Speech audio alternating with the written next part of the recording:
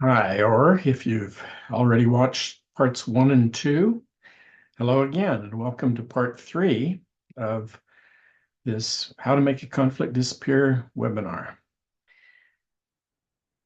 In this particular episode, what we're going to be talking about is the steps that you need to know when a conflict or a problem, whatever label you put on it, shows up in people's lives, and when those situations have worked out gorgeously, it is always the same three steps. And we're going to talk about those steps.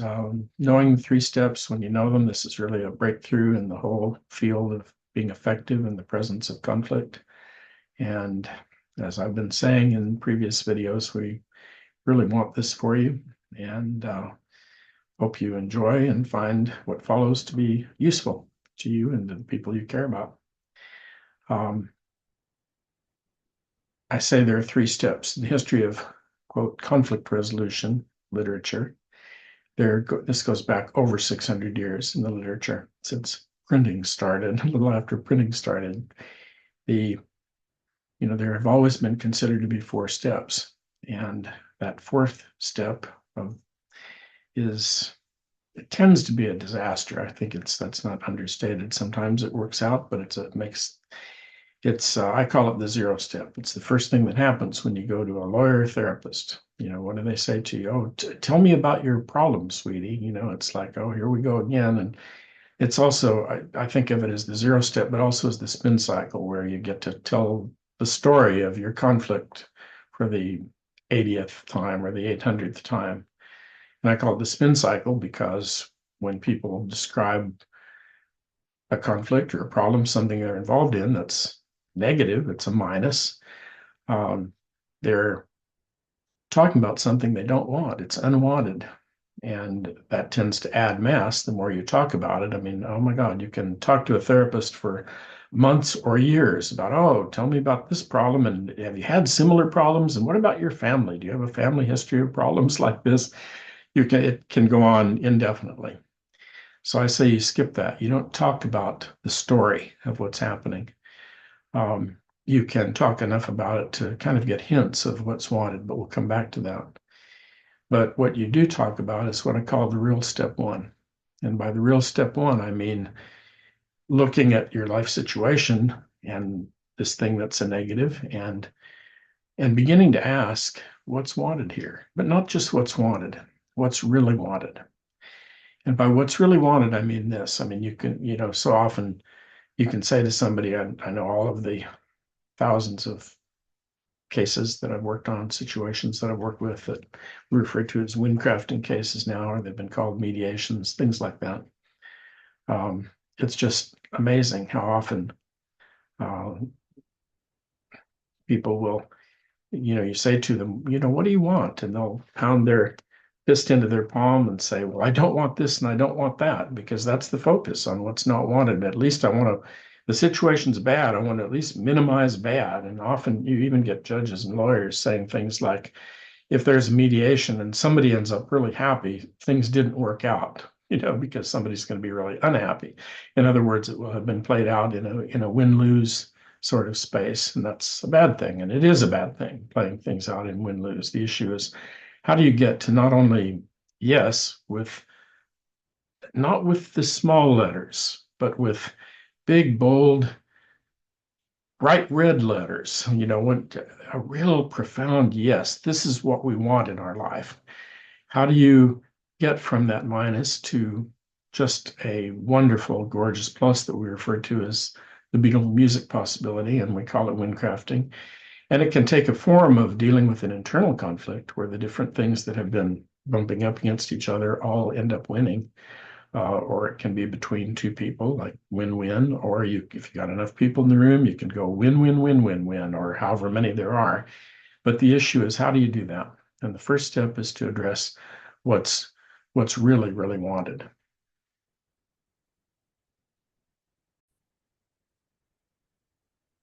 So I think I'd like to start by giving an example of what I'm talking about. Had a situation that came to me a long time ago, was referred to me by the courts here in Arizona. There's a statute now that says before you go to adversary trial, you have to attempt mediation. And this particular family, and they were so at war with each other. Oh my God, the time and money that had been put in for an extended time over a particular conflict which they were dealing with. There were 8 brothers, and they averaged in height from 6'4" to 6'9". 8 of them came to our home and sat down. They brought their wives, who were also very tall, and I refer to them as the family gruff. They were, there was real adversariness on their face and their attitudes. They were angry about something, and they sat in our family's living room. We had to kind of pull together some chairs. We don't usually have that many people in the living room, 16 of them, let alone that many big people. And I asked what the problem was. I had a little bit of information from the court, but not a lot. And they explained that their father, who they just cared for immensely, his health had gone into bad decline and he was expected not to live that much longer. And they were having a phenomenal battle over who he would live with, who would be taking care of him, which of the brothers would be, and their family would be taking care of him until he passed. And every one of them, every single one of the brothers thought that the court should order for the father to live with them and not with the others. And I understand how one can argue about something like that, but it was interesting to me because, as adversary as they seemed with one another, I asked if one of them would just explain to me, to give me a little bit of background, why he thought that the father should live with him. And he explained that he was still lived in the area his father had grown up, so his father would be returning to his roots and be able to walk along the streams and paths that he had loved as a child. And so the brother said, plus he'd get to be with his favorite grandchildren, which brought quite a reaction from the others in the room. They all had children, quite a few of them. And so each one of them considered that his children were favorite and so on for a whole variety of reasons. And, they were fighting over this. And one of the brothers said to me, look, let me interrupt you and just tell you, we already know there's no way a mediation can resolve this. Court ordered us to do it. We got to check the box, but the courts is going to have to choose which of us it's going to be, because none of us is going to settle for anything less than that. And so I went back to, okay, another of you, tell me why father should live with you. And he described that he lived in Alaska, and this would be quite a gorgeous place for their father to be. He would love being there. He always loved new adventures in the outdoors. So the brother said, I can take him by the hand and walk him places, or if I need to, take him in a wheelchair. And he would love living in Alaska. Another brother lived in Oregon, and the father had always loved the sea and the beach. So I stopped them at this point and I said, well, the thing that I notice is when each of the three of you have been talking, your siblings and their spouses have all been really listening to you. It seemed like with respect. And that adversariness hasn't been in the space. There seems to be a respect that you have for each other. Am I right about that? I mean, some part of you respects your siblings, and they agreed that that was true, but that they had this impossible conflict. Only one of them could win.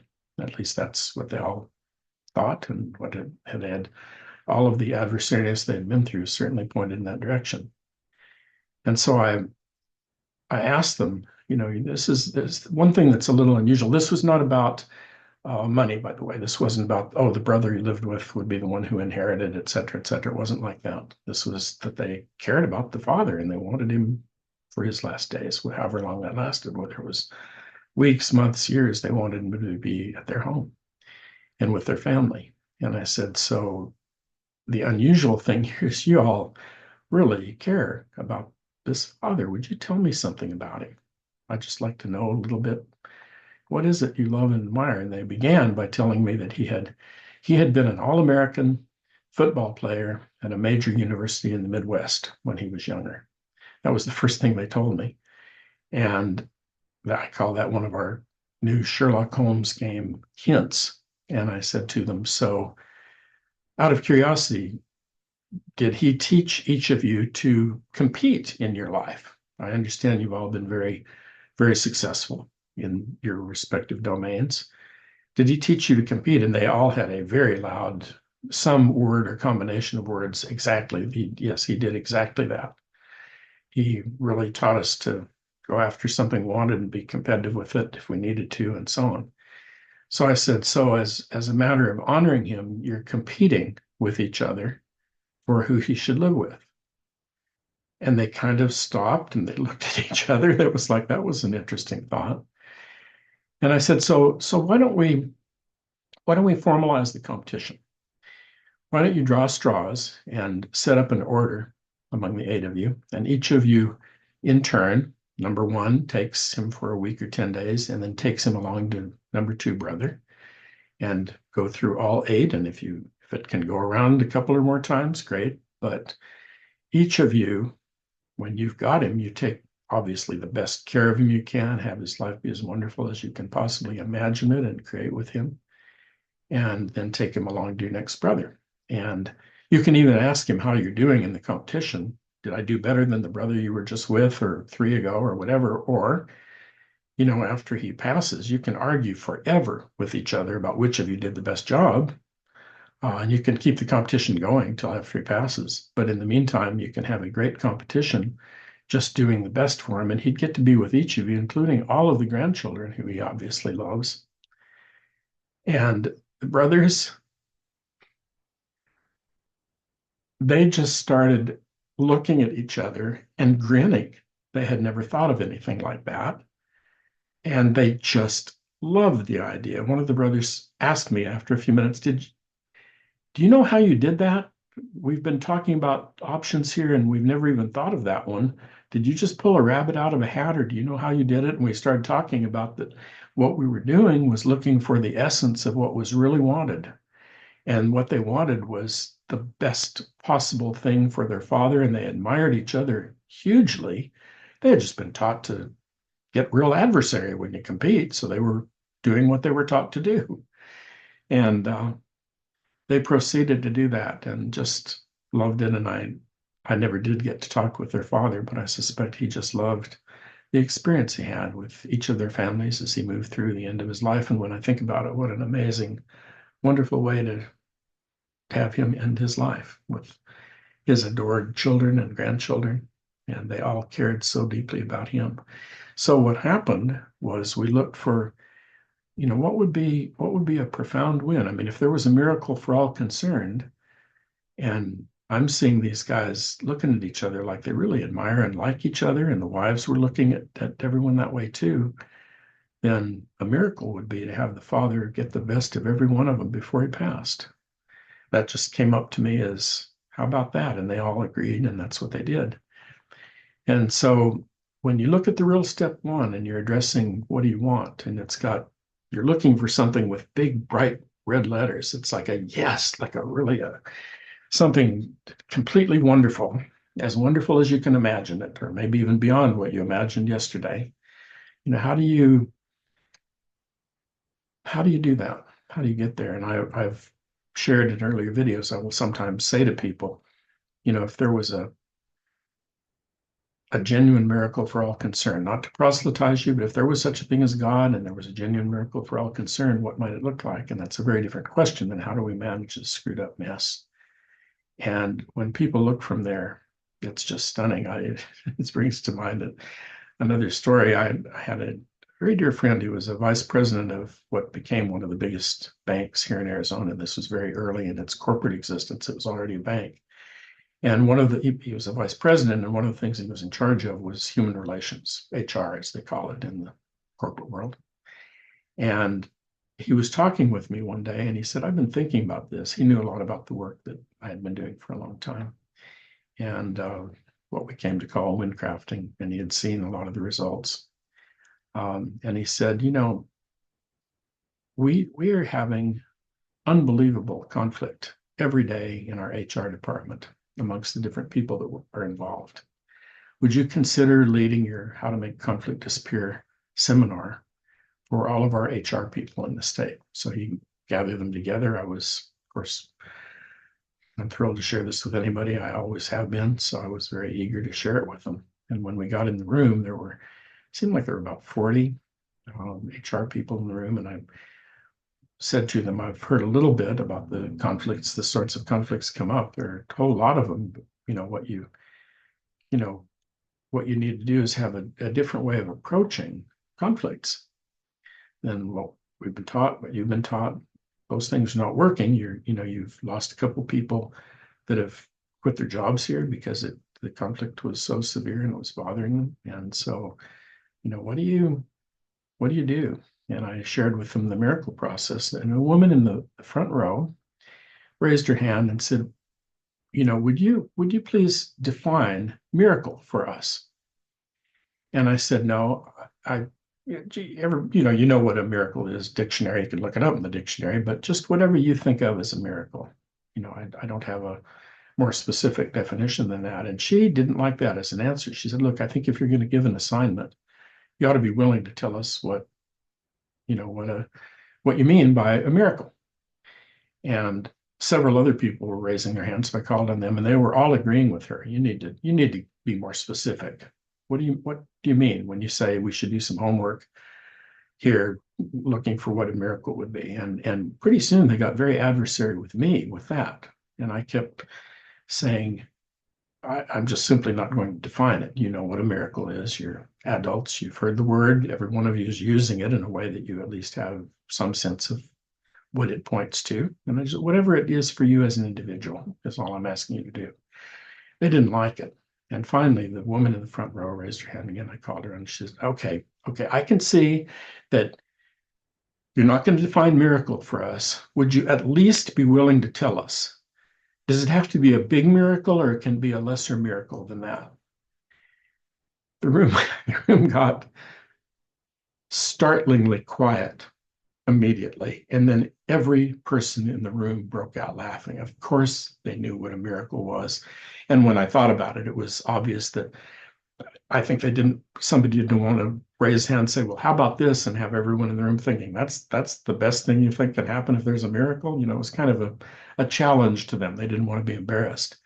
But when they looked from there and started telling me what they saw, different people in the room in the one body that they represented began to see different elements of what could be a miracle.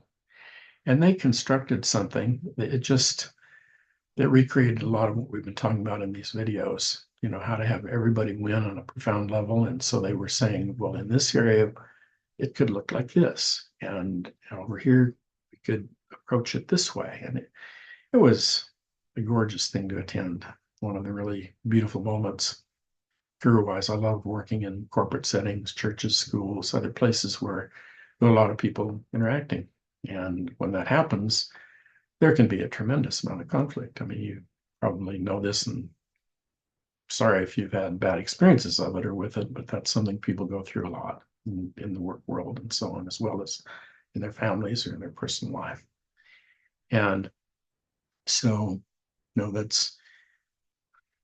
I noticed this is one of those moments where I'm wanting to tell you all nearly 10,000 stories of people that moved from looking for a small yes or looking for something reasonable as opposed to looking for something gorgeous. That just stretched their imagination to look for something so far to the plus side of the spectrum.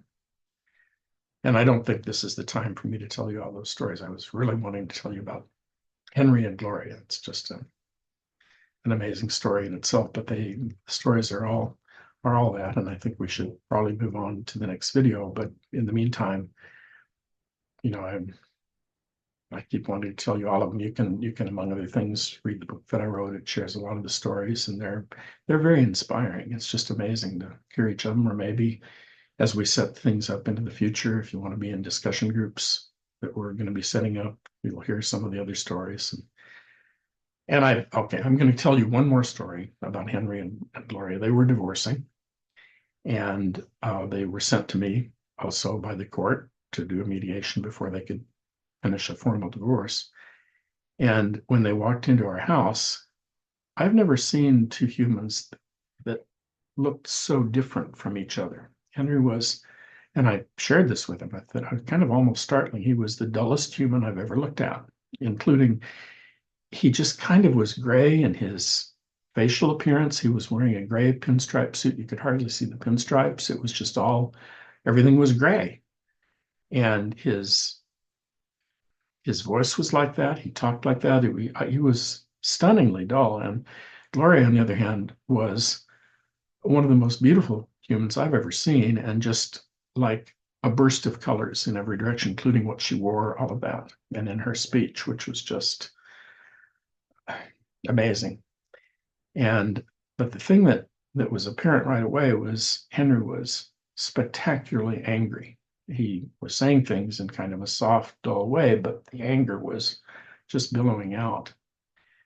And I just asked him, I looked at the two of them, and there was something, they just seemed to, something really positive about their relationship, the connection with each other. And so I asked him what had him so angry. And he said, well, she's always been an extraordinary, wonderful artist, but I'm a business person, and she had no idea how to put her work out in a way that she could get it out in the world successfully from a business point of view, make the money that her art ought to be making her, all of that. And we just got along incredibly intensely well when we first met. And I just wanted to help her become who she was becoming. And I have put my entire life into that. And now she wants to divorce me. And it's a horrible set of feelings. Like I haven't made a difference with her. And she just got a look on her face. She just kind of jumped when he said that. It was like almost like something that got injected in her that just paralyzed her. She was sitting incredibly still for a moment. And she said, you think the fact we've always said we don't have a traditional marriage and that at some point we'll divorce. But you think my saying, I think that time arrived means I don't appreciate what you've done for me and what you've kept doing for me? And she reached over and took him by the hand. She said, oh my God, you can't think that. That's so not true for me. She said, how can you, how can you possibly think that? And he said, well, the fact that you want to divorce me says to me that I've somehow failed in my relationship with you. So they had always thought they would divorce, always. But when it actually came up, that was a symbol of failure to him. She was crying and she said, you've given everything to me. You're the dearest friend I've ever had. I adore you. I love you. We've said we don't have a traditional marriage and we wouldn't stay married. But oh my God, if that means, if that's a communication to you that you've somehow failed, I will stay married to you forever. I adore you. I appreciate what you've done in my life. And I, there's no way in the world that I would do something that would be that damaging to you. I had no idea that it meant that to you. He's now crying. And, I said to him, is it clear to you she ongoingly cares and appreciates you and who you are? And he said, it's completely clear to me. He said, that just so symbolized to me that I had failed and I couldn't stand the thought of that. And I said, so do you think the two of you should stay married? And he said, I don't actually think we should stay married. No, I don't. But I haven't finished the job I set out to do with her. There's still a little bit more she needs to learn and some more growth that needs to happen. And I want to continue contributing that to her. And so, for instance, he had already said, he had said it to enough people that it had been reported to me. He had already told people that if the court, they'd get a divorce, the court would give him a divorce, but if the court ordered him to pay spousal maintenance because she didn't have sufficient income, he would leave the country and get out of the court's jurisdiction so as not to have to pay it. And he said, I know that I've said that, but no, I mean, what I want, what would, as you said, what would be a real win for me is to continue to be her friend and her support, including on the financial side. And I don't care if the court orders spousal maintenance or not. I want to do that anyway. I just want to do it as a function of caring. And what an amazing situation to sit with and sit through, and so inspiring, so beautiful. And what I can tell you is I've come to believe, I mean, you can call something a conflict, you can call it a problem. I don't even think there's such a thing as a conflict. I think that's a label people use. Doesn't mean anything to me because there's nothing solid about it. I mean, we understand what it means. I understand what it means, but it's pointing to some plus. And when people walk away from it, that conflict has no life of its own. It's just non-existent. It points to something. The story points to something, but you don't have to keep telling the story of minus, repeating it, living in it, all of that. You have to move as quickly as you can through what I call the real step one, which is to find out what you and everyone in the space wants. And I mean, really wants, like if there was a miracle, or if what happened was at least as beautiful as the most beautiful music you've ever heard. That's where you want to get to. And so that's step one. And step two is you then ask the question, okay, we see what we want. Now, what do we do? So it's a little bit like the Tao, the TAO Tao, which is people talk about it as be, do, have. So you find out who you be, meaning what you really want, and then you address, okay, what are we going to do? So in his case, what he chose to do out of that was to continue to be a wonderful friend and support to her. That's what Henry did. And then have is where you end up as a result. And if there's something that still needs to be addressed, we've had these 8 areas win, but these 3 maybe not so much. You begin to address how to have those win. But it's something that you need to practice, you need to work on, and it's one of the reasons that we've set up we're in the process of setting up some discussion groups.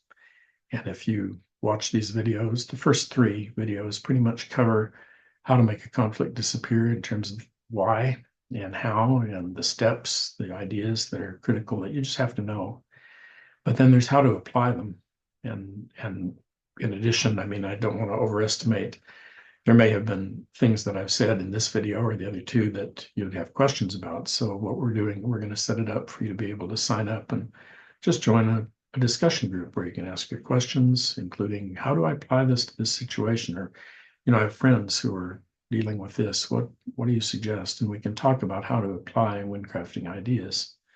We're going to have some more videos that will follow about the implications of windcrafting ideas for succeeding at an amazing level in your relationships and your educational and career paths. And there's some other things that we'd like to add, but it's not the kind of thing you can tell everything about any more than you can tell all the stories in a watchable video episode. But again, as I've been saying, I'm so thrilled, I feel so blessed to get to share these things with you. I hope you find them valuable and useful. And if you want to participate more, please jump in. There are a lot of ways to reach me. So reach out anytime that you want. Perhaps join one of the discussion groups. And, we may go back to having some of our mastery program work for those that really want to dig in and some things like that. We're not doing that at the moment. We're giving thought to how we might approach such things next. But in the meantime, I hope your life goes wonderfully and that these ideas are as helpful to you as they've been to Jean and me and to our family, to our dear friends and all the people that I've worked with. Hope things go wonderfully and better for you as they sure have for us. And we can say once again, to be continued.